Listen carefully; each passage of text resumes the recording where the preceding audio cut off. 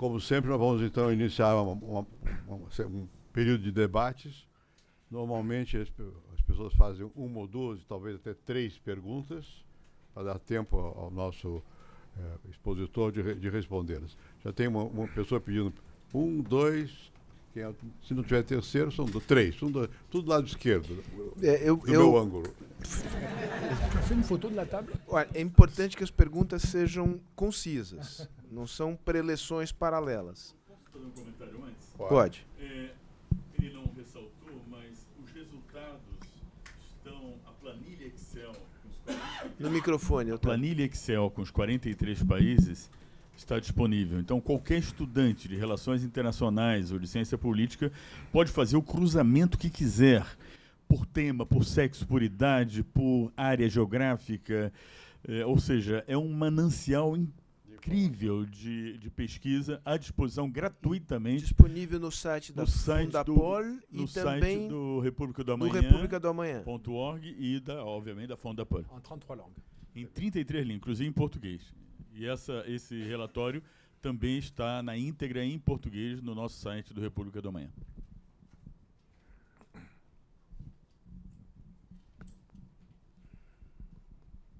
Bonjour, je vous remercie de votre présentation. Je suis chercheuse au think tank FGV et je voudrais vous poser deux questions. La première, c'est d'abord, comme vous avez déjà commenté un peu, on sent qu'il y a une vague extrémiste, populiste, et je voudrais savoir quel est votre avis sur comment se passe ce type de spillover, c'est-à-dire comment un pays ou un type de tendance politique affecte un autre pays. Et le deuxième serait, ma deuxième question est si l'un des principes principaux de la démocratie est la souveraineté du peuple et le populisme y fait appel et promet surmonter ce déficit démocratique et du changement, de solutions, comment, compte tenu de cela, comment pensez-vous qu'on peut gérer ces tensions de la démocratie représentative tout en évitant le danger populiste? Je vous remercie. Je réponds à chaque question. Comme tu veux. Je vais peut-être répondre à cette question.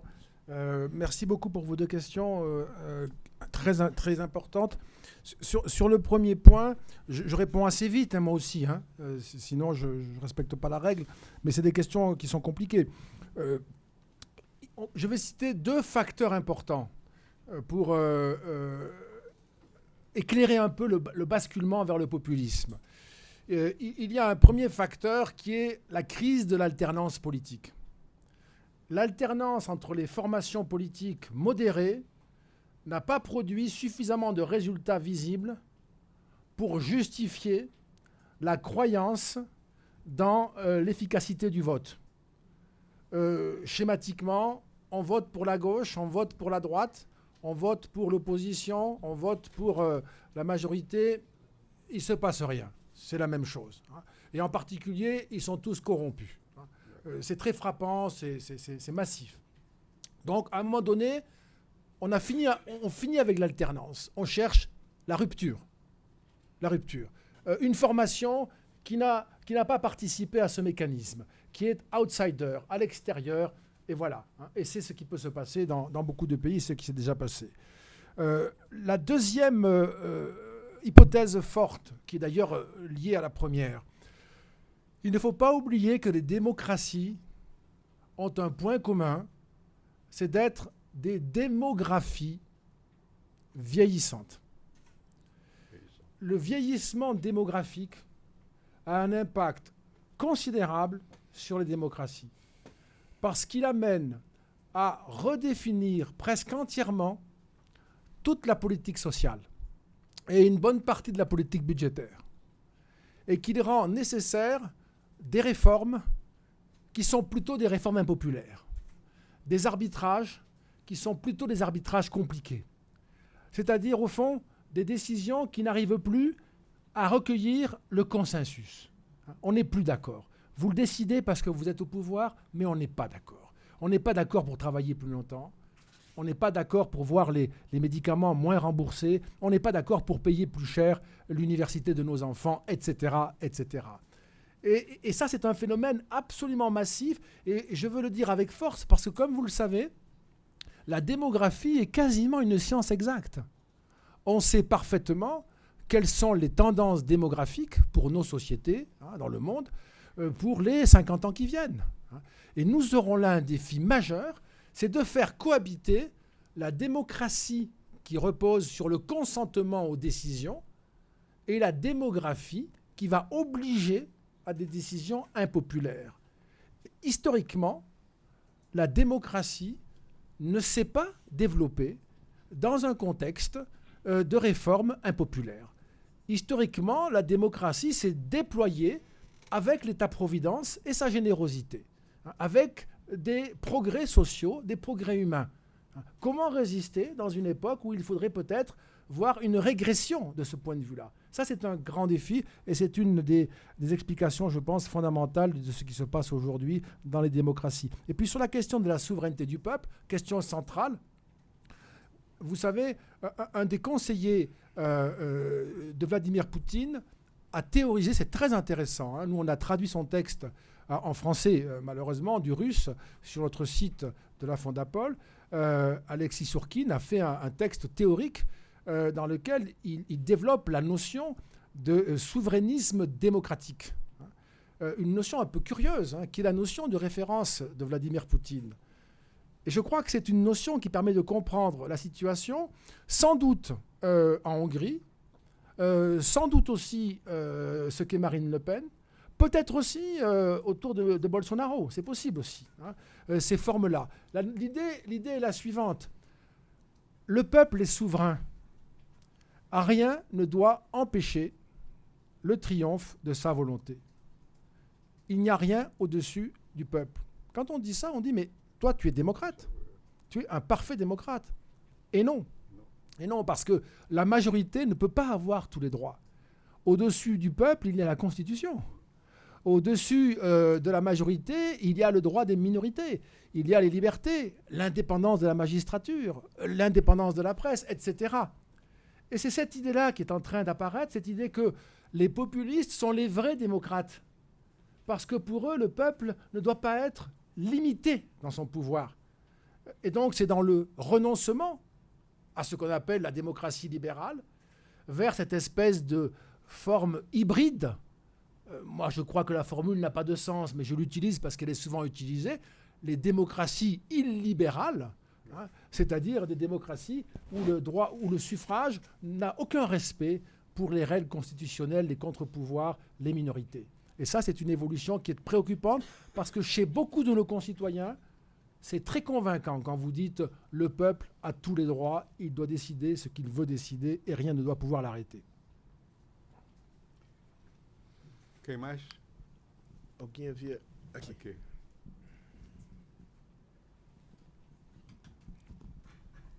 Monsieur, vous avez dit, vous aviez quelque chose sur la question islamique. On n'écoute pas. Vous aviez quelque chose sur la question islamique. Oui. Alors, il y a, je suis passé vite parce que c'est probablement plus européen, mais il y a, de manière très certaine, on peut le documenter beaucoup, il y a dans les démocraties, et en particulier en Europe, un élément qui travaille la culture démocratique et qui favorise les populismes, c'est la question du rapport, d'une manière générale, à l'immigration et d'une manière particulière à l'islam. Il n'y a pas, par exemple, on a posé la question dans notre enquête, il n'y a pas d'opposition en Europe à l'accueil des réfugiés qui fuient la misère et la guerre. Les Européens sont pour. Mais il y a l'expression d'une peur sur le risque de ne pas intégrer les immigrés en raison de différences culturelles qui seraient trop grandes compte tenu des valeurs qui sont prêtées à l'islam. En ce qui concerne l'égalité entre les hommes et les femmes ou en ce qui concerne, par exemple, la liberté d'expression. L'Europe a été traumatisée, je le dis pour ceux qui s'en souviennent, par l'affaire Salman Rushdie, par l'affaire des caricatures danoises, par l'affaire Charlie Hebdo à Paris en janvier 2015. L'Europe a été traumatisée par une série de drames noués autour de la question de la liberté d'opinion et de la liberté d'expression.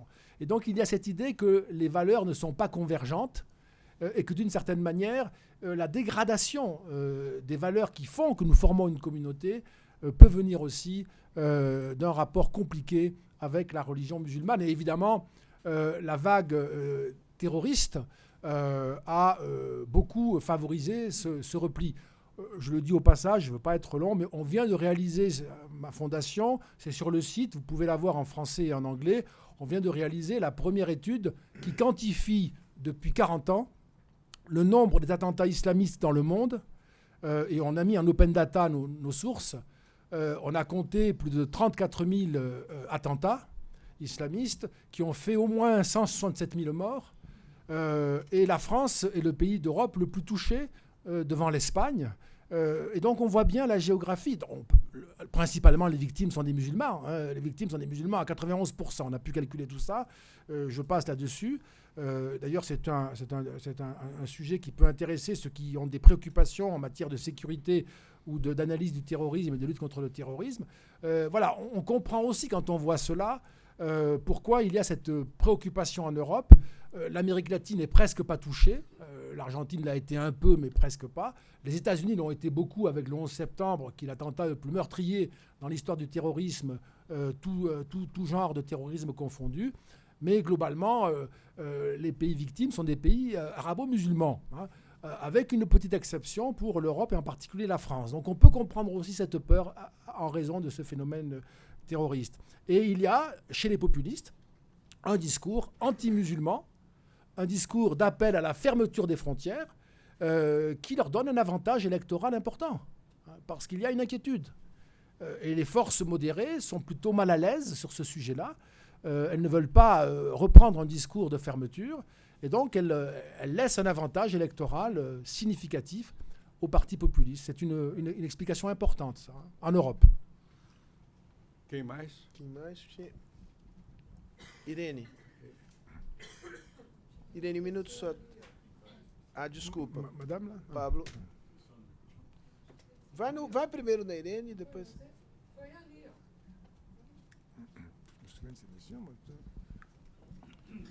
Muito obrigado pela primeira vez que vejo estudo tão amplo e tão importante para o momento. Acho que o fato de que os sindicatos em mídia mundial apareçam com uma credibilidade de 45% nos momentos tão difíceis, eu acho que é muito importante. Agora, eu queria perguntar para o professor, a apresentação indica uma série de fatores que realmente colocam em risco o processo democrático no mundo. Mas não vejo, talvez, a questão onde entra o sistema econômico, ou seja, o modelo econômico, a força com que o modelo econômico se desenvolve para cima de uma grande massa de exclusão social. Qual a influência disso nessa crise do processo democrático que na América é muito preocupante?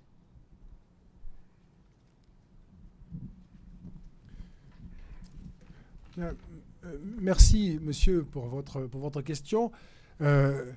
Il y a en effet, on le voit dans notre enquête, il y a en effet une interrogation sur le modèle économique, qui n'est pas simplement une interrogation sur le bon modèle économique. C'est une des difficultés que nous avons depuis la chute du communisme, on va dire en 1989, par convention. C'est une difficulté. Nous savons que le système communiste ne fonctionne pas. Je mets de côté le cas du capitalisme chinois, qui est très particulier. Nous savons que le système communiste sur le plan économique ne fonctionne pas. Mais au fond, nous sommes presque tous passés à l'ère du marché, non pas parce que c'était le régime que nous voulions, mais parce que c'est le système qui avait survécu. Et donc il y a déjà cette espèce de préoccupation qui est très forte au sein du monde démocratique. Avons-nous le choix du système économique qui est le nôtre, avec l'idée, dans une partie de l'opinion, que nous n'avons plus le choix, que nous avons le système du marché, et si nous ne l'aimons pas, nous l'avons quand même. Donc une sorte de perte de sensibilité au choix politique du modèle économique. Ça, c'est le premier élément. D'où le thème d'une pensée unique, d'une parole qui domine. Et puis le deuxième aspect, c'est la question de la maîtrise politique du système économique. est-ce que nos pouvoirs démocratiques sont en mesure de peser sur le système économique?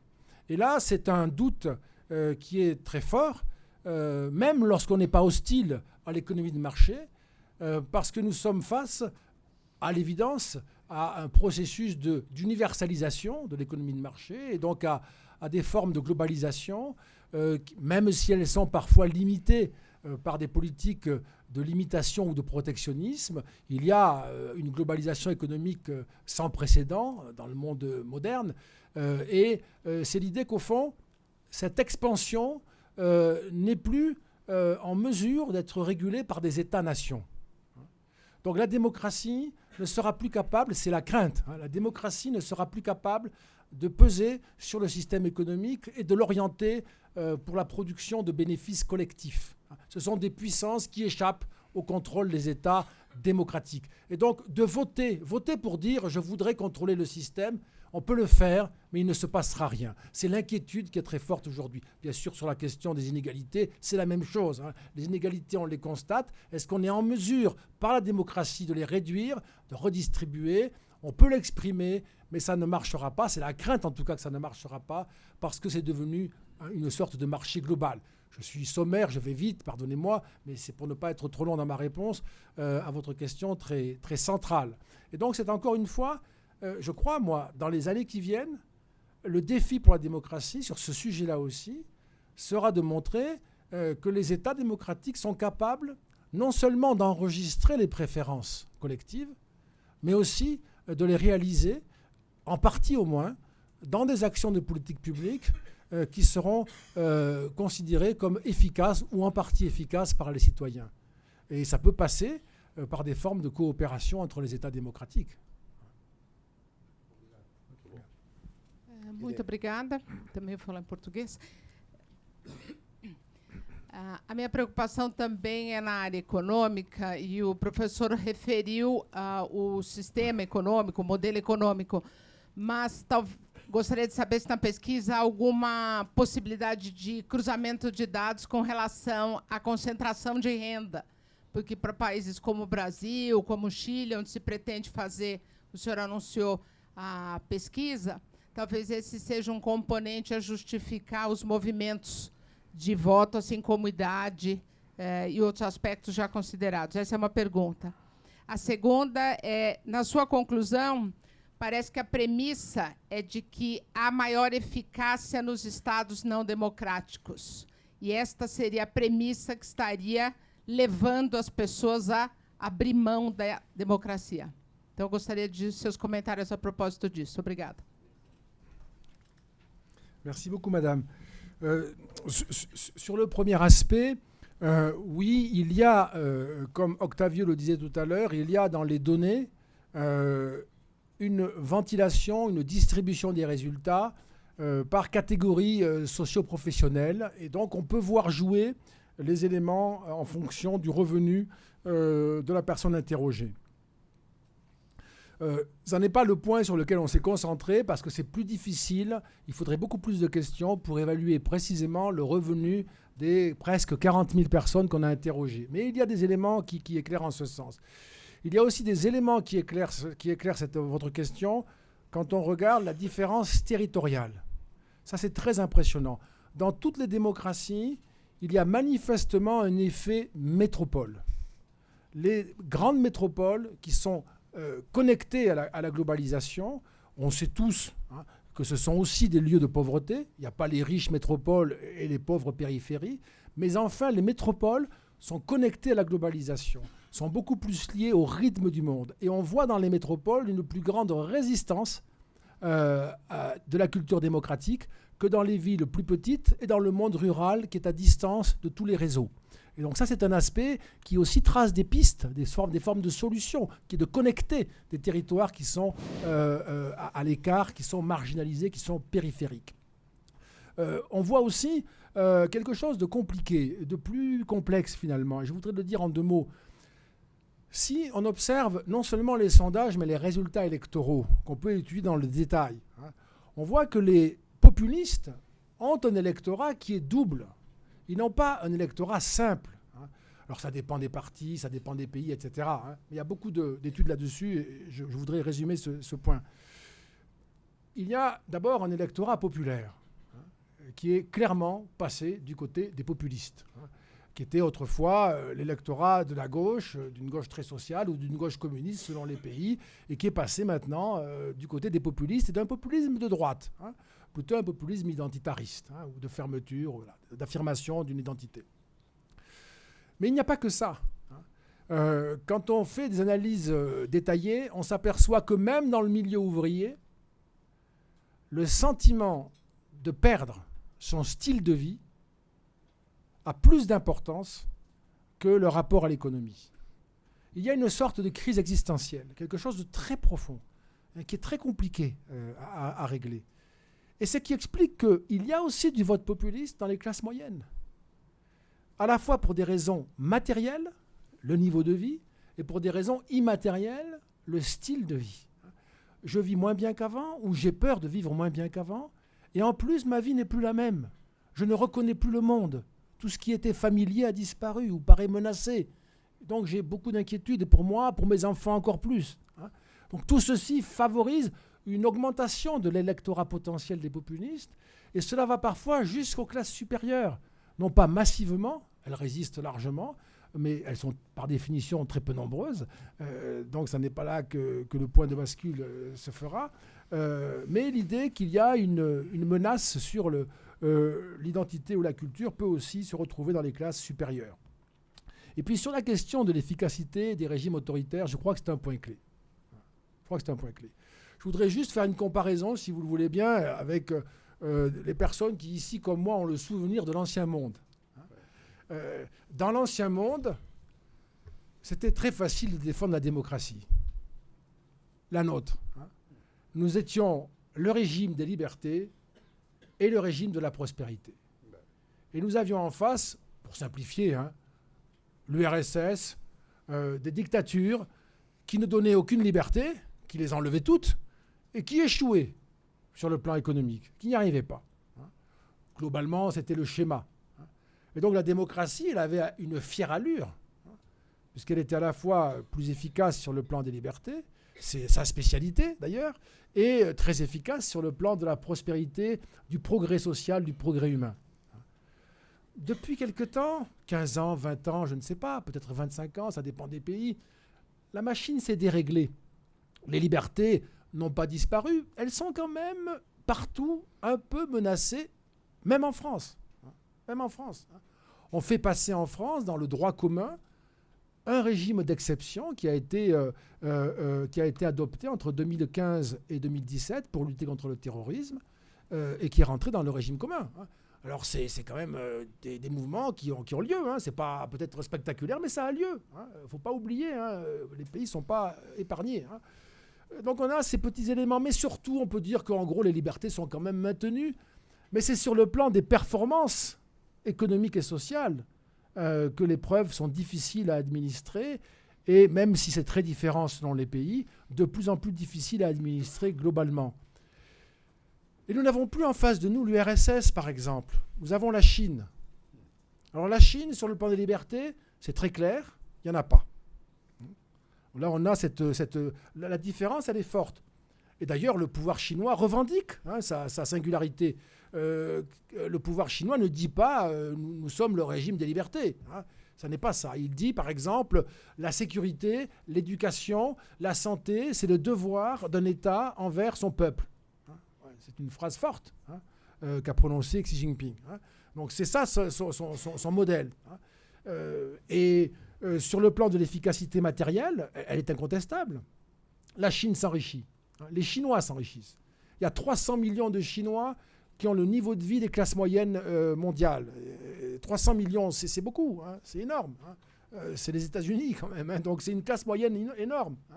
Et la croissance, elle est rapide, on le sait, même s'il y a des difficultés à tel ou tel moment. Enfin, les difficultés en Chine, c'est quand on passe de 10% de croissance à 7% de croissance. Donc c'est quand même une croissance forte. Et ce modèle, au fond, il est devenu une espèce de défi. Alors, pas pour tous les démocrates. En fait, ça dépend de sa position dans l'espace social, économique. Si je suis dans une position satisfaisante, où ma vie est à peu près préservée, si j'ai un métier, un revenu décent, accès à des services publics qui sont à peu près en état de fonctionner, j'aime la démocratie et j'aime la liberté, bien sûr. Hein.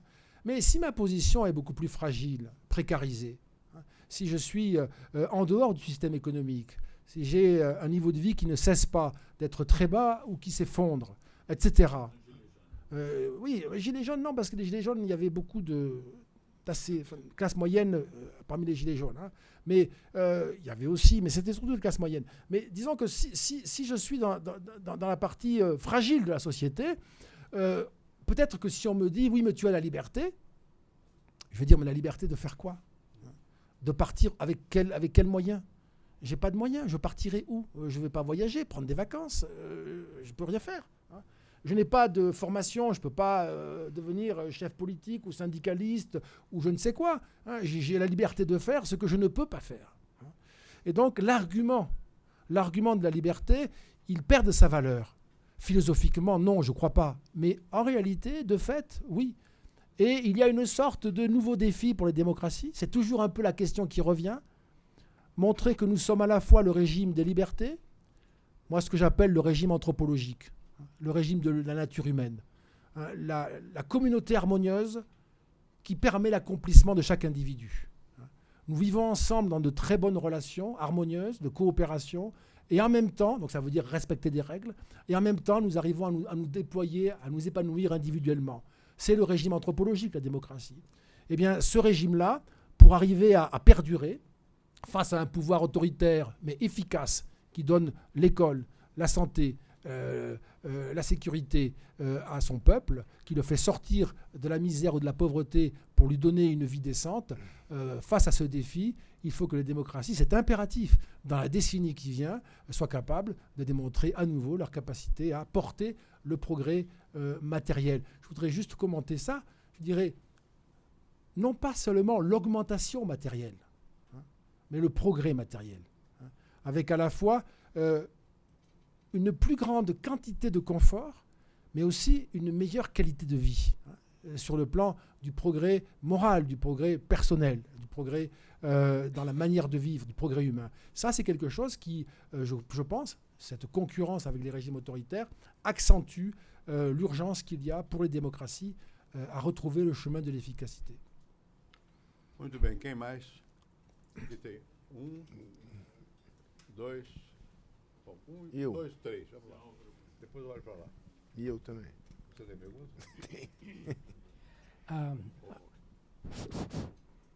A imigração recente trouxe o perfil de uma civilização, de uma cultura na Europa diferente da cultura existente. Eles, inclusive, se multiplicam numa velocidade muito maior e uma das características principais é a impermeabilidade à democracia, já que as leis, segundo eles, que devem prevalecer são as leis de Deus e não a lei do povo. Uma das características que nós vemos hoje em dia são o que se chama em inglês de no-go zones, em francês seriam zone interdite, onde existe um poder dentro de outro poder. Em alguns países, eles serão maioria dentro de 15, 20 anos. O que está sendo feito? Existe uma consciência na Europa de que algo deve ser feito a médio e longo prazo?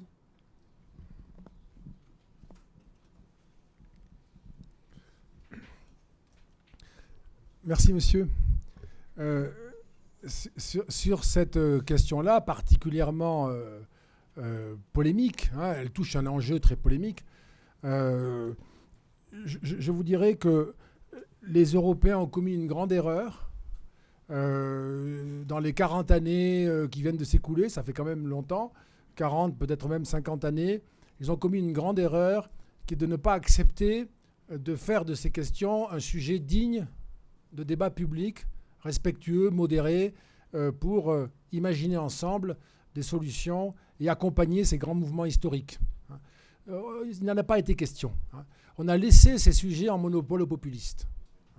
Et les populistes ont tenu des discours outranciers, simplificateurs, qui leur ont donné un avantage électoral qui maintenant est très difficile à rattraper, parce que si c'est pour raconter les mêmes choses que les populistes, évidemment, on ne fera que favoriser leur développement. Donc, tout ce qui a été perdu ne peut pas être rattrapé, c'est trop tard. Maintenant, il est possible, en tout cas pour l'Europe, je parle ici de l'Europe, il est possible d'avoir, à l'échelle de l'Union européenne, une réponse collective, à la fois en termes de régulation de l'accueil et en termes d'intégration et de politique d'intégration. Et ça, c'est tout à fait à la fois. C'est nécessaire, mais c'est aussi possible. Et peut-être d'ailleurs la nouvelle Commission européenne, qui a l'air là-dessus de vouloir agir, trouvera-t-elle des réponses. Comme moi, je ne cesse de le dire aux dirigeants européens avec lesquels je discute de ces sujets-là, je leur dis depuis un moment, si vous ne vous dépêchez pas pour trouver des solutions, vous n'aurez plus que des populistes au Parlement européen, et finalement à la Commission européenne. Donc ce sera ensuite trop tard pour agir. Donc il y a peut-être un espace là à l'échelle européenne. Mais je voudrais juste ajouter, pour terminer ma réponse, monsieur, à votre question, qui touche un sujet central, j'ajouterai un élément qui nous éclaire sur la démocratie. Il y a quelques décennies, venir dans les démocraties, c'était accomplir un voyage prodigieux pour les migrants. C'était aller vers des pays qui donnent la liberté, qui donnent la prospérité, qui sont dans une formidable projection historique. Des pays qui portent un idéal, des pays qui vous enthousiasment. Vous rejoignez des pays qui ont un grand destin, parce qu'ils se développent sur le plan matériel, sur le plan humain. Aujourd'hui, malheureusement, lorsque des personnes rejoignent l'Europe, c'est souvent pour fuir la misère et la guerre, et donc ce sont des chemins légitimes.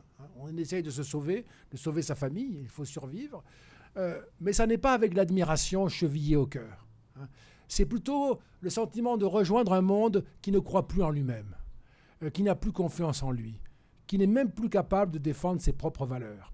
Et ça ne favorise pas du tout l'intégration. Pour favoriser l'intégration, il faut que les démocraties retrouvent leur capacité à défendre leurs propres valeurs, je veux dire à les incarner, à les porter, pour qu'à nouveau, ceux qui nous rejoignent aient le sentiment de rejoindre un pays, un système qui veut partager sa foi, sa croyance dans des valeurs de progrès social et d'humanisme. Là, les pays d'accueil sont très coupables de ce point de vue-là. On ne peut pas accueillir si on n'est pas très heureux du système dans lequel on vit. Si on doute, eh bien ce doute sera immédiatement partagé et nous aurons ensuite des cohabitations entre des communautés qui, dans le meilleur des cas, ne se parleront pas et dans le pire des cas, se feront la guerre. Quem mais? Vamos lá.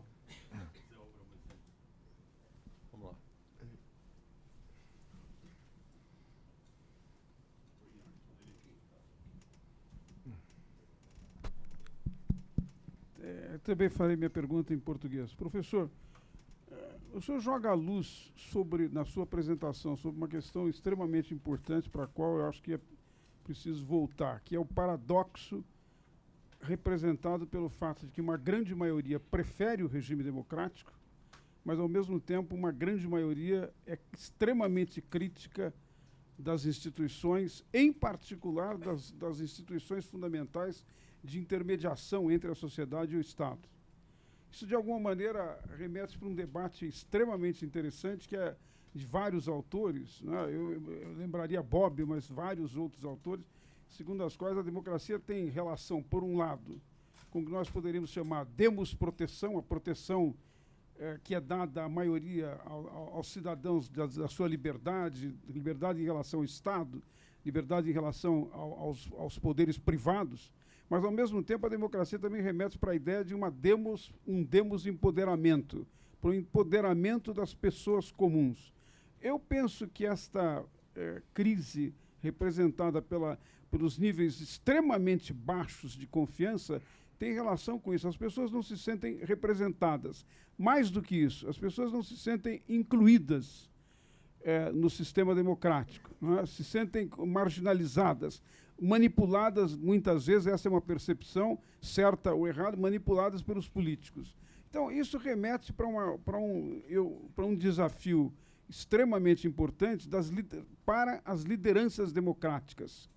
Por um lado, eu estou inteiramente de acordo com a sua apresentação de que no populismo há agora uma ideia de que os líderes populistas que representam o povo estariam mais próximos de dar voz, dar expressão para uma parte dos eleitores. Mas o desafio para as lideranças democráticas é como enfrentar esse paradoxo e, de alguma maneira, responder a partir do regime democrático capaz de incorporar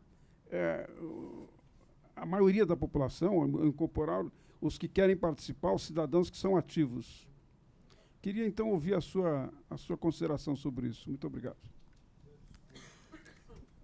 Merci beaucoup pour cette question. Toutes les questions qui s'enchaînent sont des questions très compliquées, hein, et auxquelles on ne peut pas vraiment répondre, je tiens à le dire, aussi rapidement que je le fais. Hein. Et donc, je vous remercie d'accepter mes réactions et mes réponses en quelques mots à des questions de fond. Hein.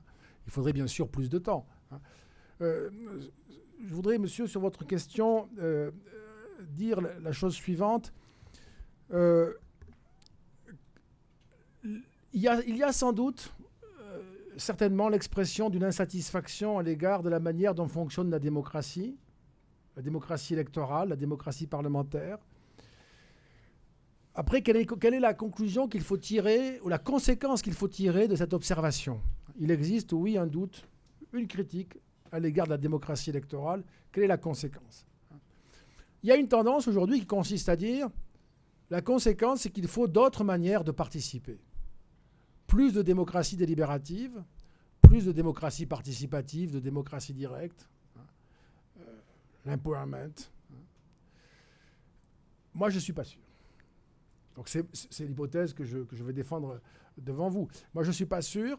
Les études qui existent en sciences politiques sur les très nombreux cas qu'il y a maintenant dans le monde démocratique de démocratie participative montrent toutes, et on n'est pas surpris, que participent beaucoup plus les citoyens qui ont le capital culturel le plus élevé. Et qu'en fait, ces formes de démocratie participative créent des biais, des inégalités dans le champ politique beaucoup plus importantes que la procédure électorale. Je crois qu'il y a une question autour de ça, ce n'est pas le débat, mais il y aurait une grande question à discuter.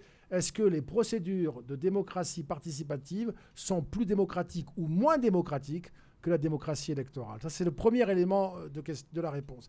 Le deuxième élément, je fais l'hypothèse que le problème, il n'est pas dans la procédure. Il est, une fois encore, dans la capacité de l'État. Je m'explique. En réalité, quand vous interrogez les personnes qui veulent participer à de nouvelles procédures, on sait ce qu'elles veulent, on le sait déjà, on le sait par d'autres moyens, par les référendums, par la démocratie électorale, par les enquêtes, on le sait. Simplement, on n'arrive pas à le leur donner. Et parce que les États n'arrivent pas à délivrer ce que les peuples demandent, les peuples se mettent à imaginer que ce n'est pas la bonne procédure, qu'il faut trouver un autre moyen de demander, puisque là, on ne nous a pas entendus. On n'a pas parlé assez fort, on n'a pas été assez nombreux, on n'a pas été assez souvent présents, on n'a pas été assez près du pouvoir. En fait, le problème, il n'est pas sur la procédure, il est sur le résultat. La crise de la procédure, elle est apparente. Je ferai l'hypothèse qu'un État démocratique capable de délivrer ce que la majorité, en particulier les plus faibles, attendent de lui, serait un État démocratique électoralement puissamment légitime. Les procédures ne sont pas encore en difficulté, c'est la capacité des États à répondre aux préférences collectives qui ont été exprimées en respectant les procédures. Et c'est ça aussi qui est un aspect de la crise. Quem mais? Deixa eu terminar. Sérgio tem, lá atrás tem um. Tem uma última lá atrás. Boa tarde, meu nome é Francisco. Tem uma pergunta sobre os imigrantes. França, Itália, Alemanha receberam vários imigrantes. A França tem entre 400 mil imigrantes ilegais. Porém, quanto tem mais imigrantes, o Estado vai ter que gastar saúde, educação, segurança, moradia, trabalho. O Estado não tem dinheiro para bancar os imigrantes. De onde vai vir esse dinheiro? Do povo francês, do povo da Itália? Como o Estado democrático vai aumentar os impostos para bancar essas pessoas que vêm de outros países? Obrigado. Non, moi, j'aime beaucoup cette question. Merci, monsieur. C'est une question directe. Non, mais c'est très bien. Vous savez que le Front National a de représentants ici. Non, c'est très bien. Je vous réponds, monsieur. D'abord, c'est un immense sujet qui a donné lieu, alors là aussi en Europe, je peux parler pour l'Europe, qui a donné lieu à un thème qui est ce qu'on appelle, je ne sais pas si pour le traducteur ce sera facile, je ne sais pas. Anthony est brillant, ça je le sais, ça fait 3 jours que je le constate, mais le chauvinisme social. Il y a aussi un autre mot qui est ethno-socialisme. Le socialisme pour les natifs. C'est quelque chose qui se développe beaucoup en Europe. C'est-à-dire, vous nous dites que nous n'avons plus de moyens. En fait, si, nous en avons assez pour nous qui sommes d'ici. C'est parce que vous distribuez aux étrangers qu'il n'y en a plus. Et ça n'est plus acceptable. Ça, ce thème, il est très important. Il est une des raisons. Et c'est très profond. Il ne faut pas s'en moquer parce que c'est un thème très profond. Ça veut dire aussi, si vous voulez, que une partie de la société dit à ses chefs, vous ne nous aimez plus.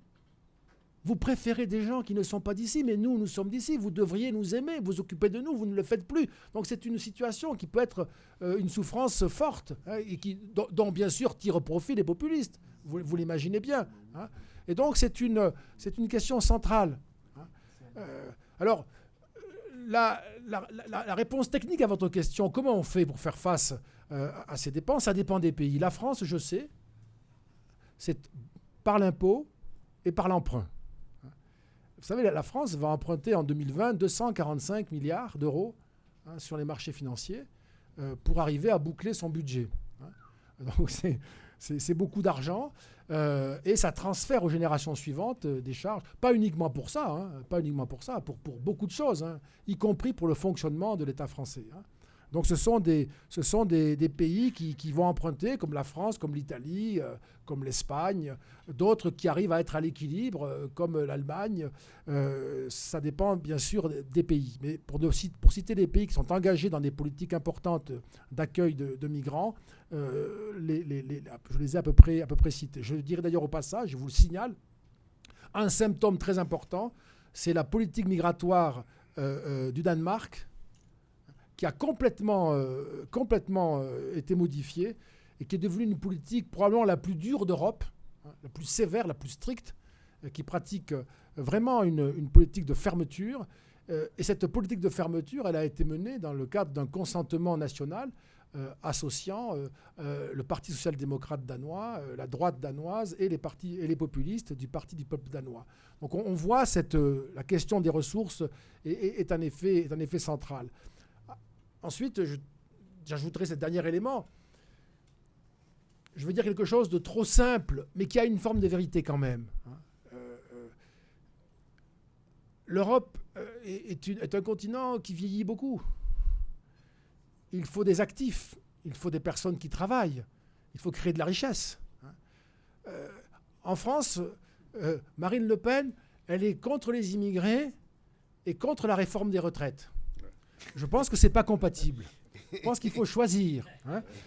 On ne peut pas être contre les deux. Si on veut sauver le système de retraite, il faut le réformer. Peut-être qu'il faudra aussi des immigrés, je le crois, mais si on ne veut pas modifier la situation budgétaire du système des retraites et qu'on ne veut pas non plus d'immigrés, il faut peut-être accepter le clonage reproductif. Fabriquer dans des laboratoires des actifs pour demain. Peut-être que c'est la solution, mais c'est un point symptomatique, si vous voulez. On ne sait pas affronter ce débat aujourd'hui, mais au fond, peut-être que c'est là que se trouve une des solutions, une meilleure intégration dans un système économique, l'Europe, qui a grandement besoin d'accueillir des travailleurs pour les décennies qui viennent. Zé Aníbal tem uma pergunta? Zé Aníbal. Senador Zé Aníbal. Dernière question. Não, tem que esperar o microfone. Registrar. D'abord, monsieur, em português. Ah. O Macron, no livro dele, Revolução, ele diz que vai fazer um sistema, que ele ia fazer um único sistema de previdência na França. E ele dá números precisos, dizendo, inclusive, de uma base e de um teto previdenciário médio europeu de 1.900 euros. A França está em convulsão porque ele finalmente encaminhou o projeto da reforma previdenciária. Ninguém quer pagar a conta. E aí você vê essa juventude toda cheia de descrença aí, de desconfiança. Quer dizer, esse pessoal, até do ponto de vista previdenciário, eles vão me deixar na pindaíba. Pindaíba é fogo, hein?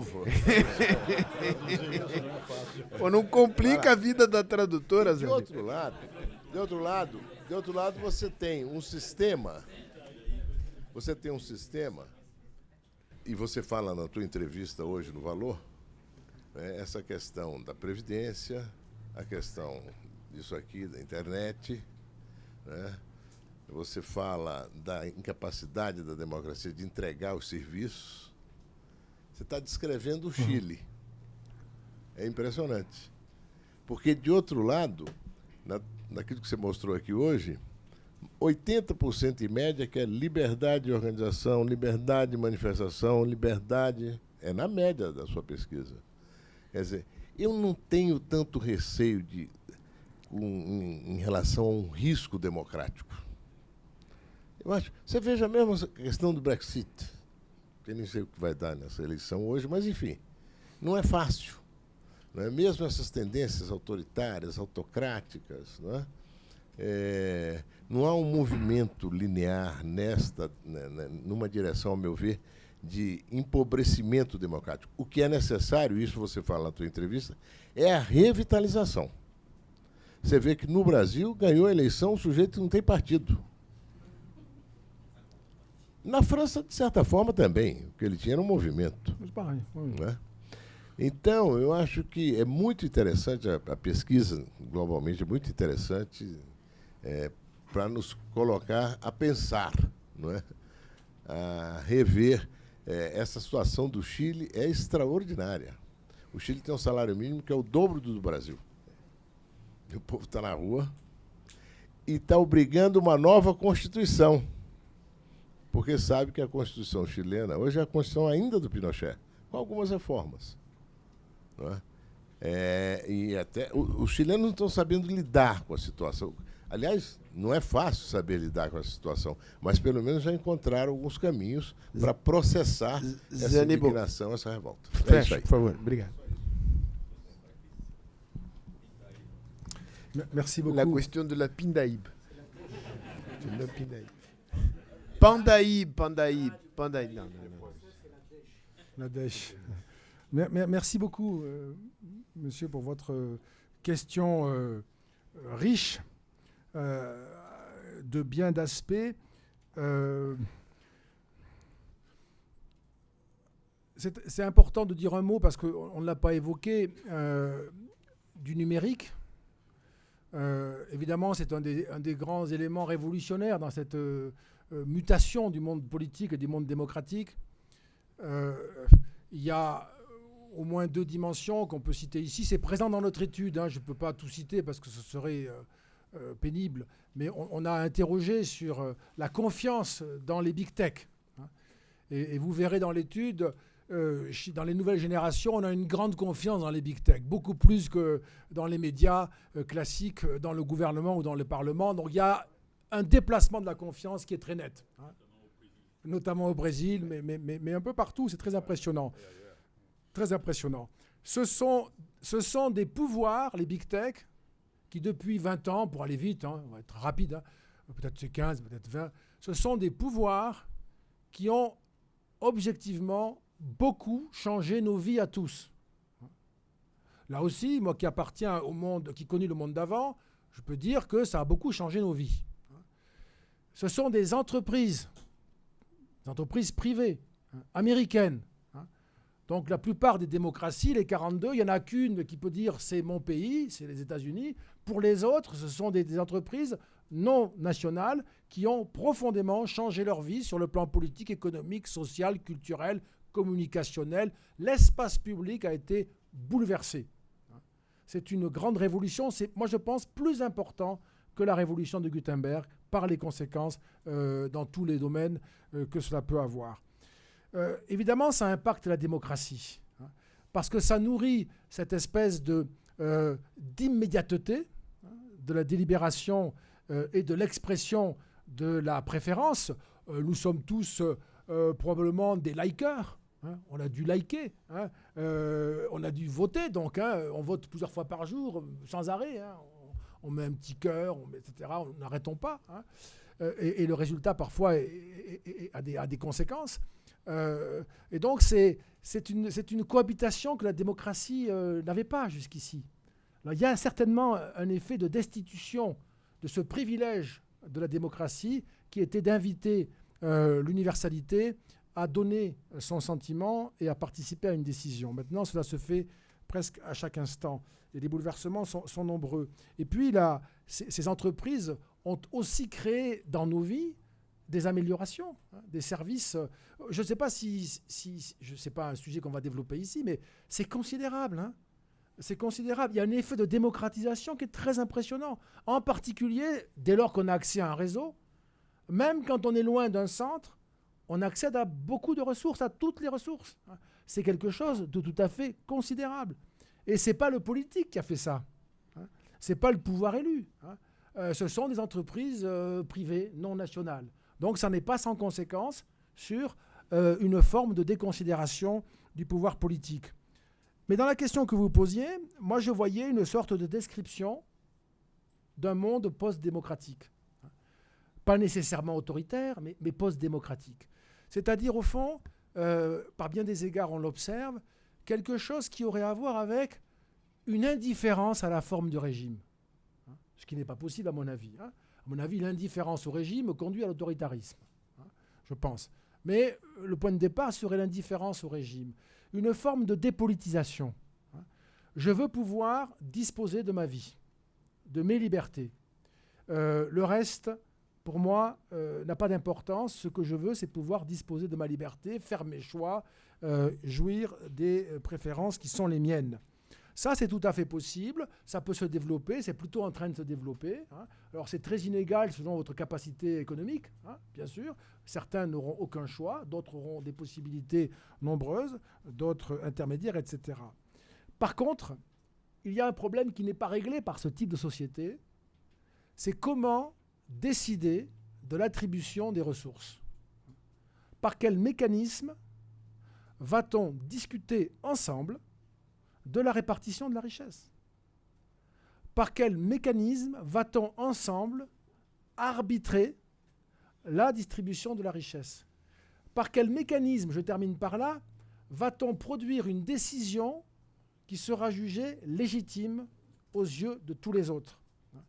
Et dans le processus électoral, il y a cet élément essentiel qui est celui du consentement.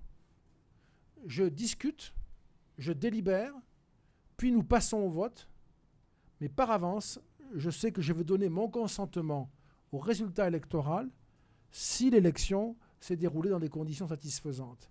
Et ça, ce sont des éléments qu'aujourd'hui, je dirais, on ne voit pas très bien comment on peut les organiser dans un monde post-démocratique qui n'aurait pas les procédures et les institutions du système démocratique.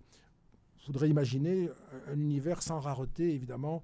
Cet univers-là n'existe pas. Donc je pense que c'est plutôt un symptôme de plus de la crise qui appelle une régulation des mécanismes, des principes qui permettent, je termine par cette formule, moi, à laquelle j'accorde beaucoup d'importance, il faut retrouver l'accord sur la manière de n'être pas d'accord.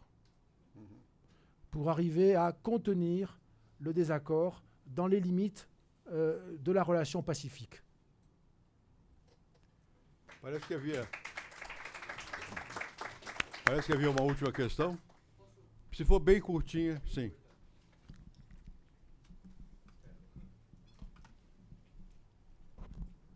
Olá, boa noite. Me chamo Felipe.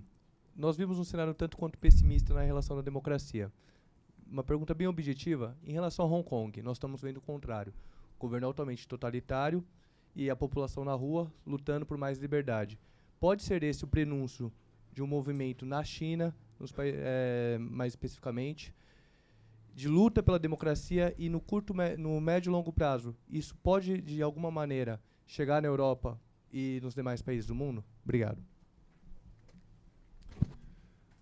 Merci, cher monsieur, pour cette question. La Chine m'intéresse beaucoup. Évidemment, c'est difficile de ne pas s'intéresser à la Chine. C'est un pays passionnant, avec une histoire extraordinaire et qui suit un chemin impressionnant. Je ne suis pas sinologue.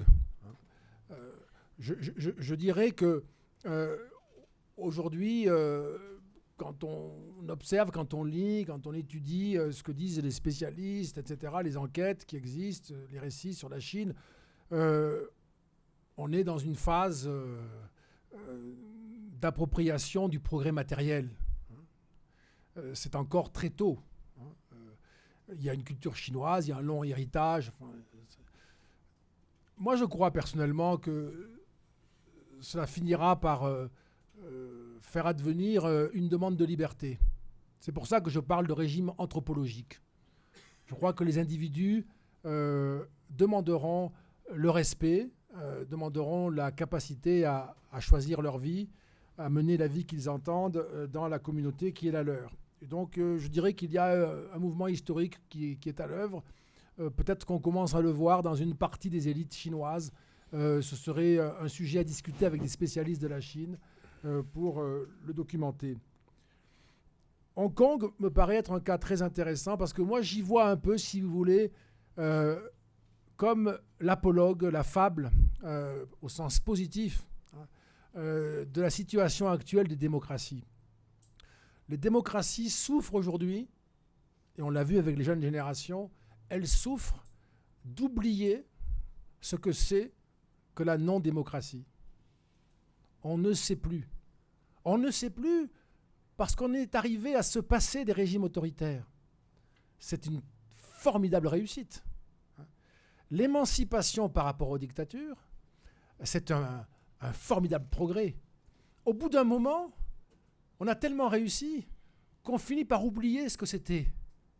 C'est un triomphe. On ne sait même plus ce que c'est que de vivre dans une dictature. Et parce qu'on l'oublie, ça redevient possible. Parce qu'on l'oublie, ça redevient possible. Et ce qui se passe à Hong Kong, je crois que c'est le goût de la liberté, parce qu'on sent que ça peut disparaître, la liberté, et il y a une espèce d'affirmation massive. 90% des électeurs ont voté pour la démocratie lors des dernières élections à Hong Kong. 90%. Donc c'est extraordinaire sur le plan du message. Personne n'a dit « voter, ça ne sert à rien parce que les dirigeants n'écoutent pas ce que nous disons ». Personne n'a fait des commentaires sur le caractère insatisfaisant de la procédure électorale qui parfois a l'air de nous décevoir ou même de nous dégoûter. Tout le monde a dit « il faut voter » et il faut voter dans ce sens-là. Je crois que c'est un peu ce qui peut saisir les démocraties, mais c'est une espèce d'histoire assez ambivalente, parce que c'est presque... Hong Kong est une situation particulière, comme vous le savez très bien, puisqu'il y a la question de la Chine, et que pour la Chine, Hong Kong est un problème intérieur. Donc là, il y a une situation très, très singulière. Mais c'est comme si les démocraties pouvaient retrouver le goût de défendre leurs valeurs et leur système une fois qu'ils sont au bord de le perdre. Comme s'il y avait un tel choc qu'on se mette soudainement à vouloir le défendre. Et ce serait formidable si les démocraties dans le monde, les démocrates, pouvaient méditer la situation qui est celle-là. Peut-être que nous tous, nous sommes au bord de perdre la démocratie, mais que comme on ne s'en rend pas vraiment compte, à part dans quelques cénacles comme celui-là où on peut en discuter, comme ce sentiment n'est pas assez partagé, eh bien on se paye le luxe, un luxe de riche, de richissime, de ne pas aller voter, de voter blanc, et même le luxe suprême de tenter l'aventure populiste pour voir, parce qu'on aime les expériences. Ça, c'est vraiment un comportement de riche et de nanti en matière de liberté. Et c'est ce sentiment-là qui est probablement l'une des menaces les plus grandes aujourd'hui sur le système démocratique. Bom, eu quero agradecer muito a presença de todos, mas especialmente o que foi dito aqui pelo professor Dominique Renouillet. Eu acho que essas reflexões sobre o título é muito bom, Democracia sob tensão, porque é a verdade, no mundo todo. Nós estamos assistindo um momento em que a democracia vive sob tensão. No último artigo que eu escrevi nos jornais, eu falava de um período na Europa em que havia um sentimento semelhante de malaise. Agora há um certo sentimento de mal-estar também. Esse sentimento de mal-estar é curioso, porque recentemente eu vimos explodir no Chile. Uma pessoa que eu prezo muito, que é o Manuel Castells, fez uma intervenção interessante sobre o Chile. Por que no Chile? O Chile é um país onde houve, ao mesmo tempo, progresso econômico, quer dizer, a democracia entregou resultados e existe um sistema de partidos enraizado. E, não obstante, há também um mal-estar. E ele fala de explosões. Nós vivemos num mundo em que há, além dos movimentos sociais, explosões sociais. De repente, as pessoas se indignam e se manifestam. Existe um livro na França chamado Les gens indignés, que teve um efeito grande, numa certa altura, nos Estados Unidos e na França também, na Espanha, que era basicamente isso, os indignados, uma certa indignação. Por quê? Prezar a liberdade, como foi dito aqui, só se sente a importância da liberdade quando se perde a liberdade. É como o ar que nós respiramos. O que dá importância para o ar? Ninguém. Acabou o ar, a pessoa fica nervosa. Eu vivi momentos em que acabou a liberdade. É diferente, a gente sente acabou a liberdade. Aí dá valorização à liberdade. No dia a dia, o que as pessoas querem são as coisas mais simples. É casa, é emprego em primeiro lugar, alguma renda, casa, transporte, educação, saúde, é sempre assim. Nesse momento é que vem a ideia de que o Estado tem que entregar resultados. Eu pertencia, nem sei, a um clube de Madrid, que era de ex-presidentes de países democráticos, cujo slogan era democracias que entreguem resultados. De alguma maneira, essa malésia, esse mal-estar, vem da falta de resultados concretos para as pessoas. Não é da falta de liberdade só, é da falta de bem-estar. Não é? Bom, isso é generalizado. Isso tem muitas coisas a ver com o que está acontecendo na organização da vida social, da vida econômica e com o sistema de comunicação. Quer dizer, com a internet, todo mundo sabe tudo e participa, cria grupos, se mobilizam, dispensam as estruturas intermediárias. E os partidos ficaram, aparentemente, não só irrelevantes, mas nocivos, porque não estão de acordo com o que as pessoas desejam, não conseguem entregar de imediato. Então, é uma crise da democracia representativa em toda parte, mesmo nos países bem-sucedidos. Não há crise aonde? Não há crise na Rússia, não há crise na Turquia, não há crise na China, porque não há liberdade. Não há essa experiência de participação tão ampliada. Onde há essa experiência, há um certo mal-estar pela incapacidade de aquilo que nós desejamos vermos consolidado em políticas públicas que deem resultados. Então, vamos ter que conviver, eu acho, com um certo período longo de transição sob tensão. Tomara que seja possível, nessa tensão, manter alguns dos valores que foram aqui enunciados. Porque a gente não vive só do bem-estar, vive também de acreditar, de ter valores. E nesse momento, há descrença. Esses dados mostram isso aqui claramente. Há uma descrença muito grande, sobretudo nas instituições da democracia. Uma descrença. E há uma crença maior nas instituições que são autoritárias. Aqui, os militares entram aí com uma visibilidade boa. Não é? Por quê? Porque põe ordem. Quando há uma situação de mal-estar, de falta de correspondência às expectativas, as pessoas querem, pelo menos, ordem, para que possa obter algum resultado.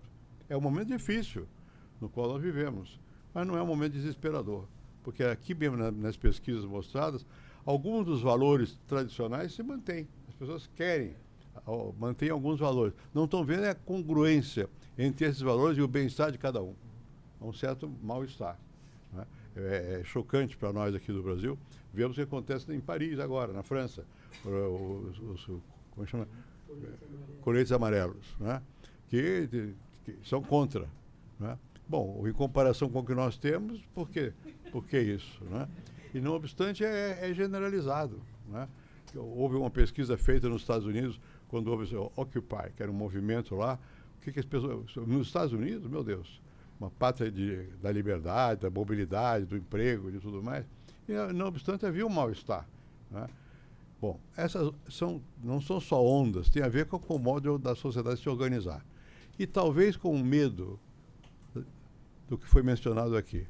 Concentração imensa de renda e dificuldade de obter emprego. Não que as pessoas tenham muita consciência dessa situação, mas o horizonte que está aí é esse. O crescimento da economia não significa necessariamente o bem-estar. É o crescimento e a concentração enorme de renda. Então, além dos problemas que são palpáveis das instituições democráticas, nós temos alguns problemas que são da sociedade e também, como aqui foi mencionado, o sistema produtivo nosso que está no limite para onde nós vamos. Não se sabe muito bem. Eu agradeço muito porque eu acho que suas pesquisas e suas experiências também, sua palestra, nos ajudam a pensar e a pensar globalmente. Muito obrigado mais uma vez.